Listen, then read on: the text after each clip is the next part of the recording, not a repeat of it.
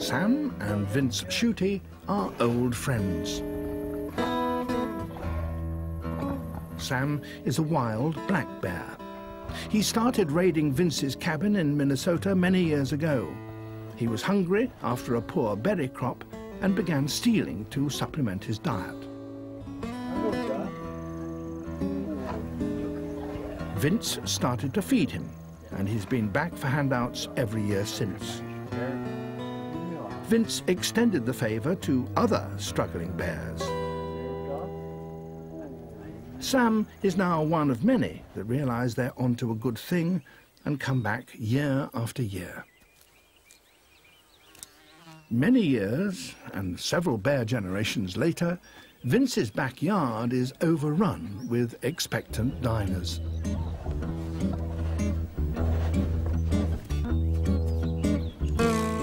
In autumn, as many as 90 bears gather from miles around and demand to be fed.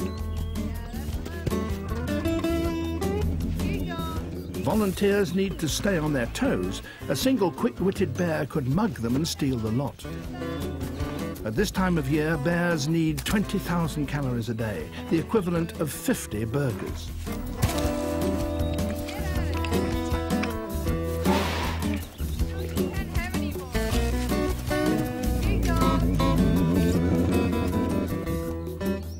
Hundreds of tourists turn up every day to witness the spectacle. It's a unique chance to see wild bears up close and personal. But is it right to hand wild bears their food on a plate? Have we turned these bears into a circus act? And should we really be encouraging bears to become this obese?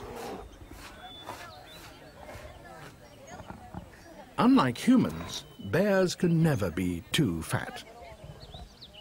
They're adapted to cope with massive fluctuations in weight with no long-term health problems. One thing that does change is their need to hibernate.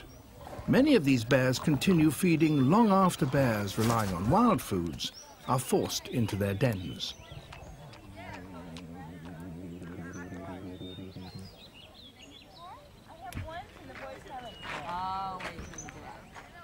The real problem is that these bears have learnt to associate people with food.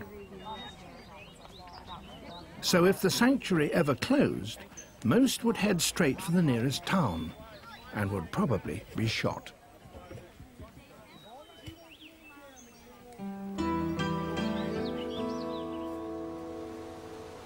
With our romanticized view of nature, we prefer to watch bears in the wild. But bears don't know the difference. Certainly, these cubs will make no distinction between town and country, or burgers and berries.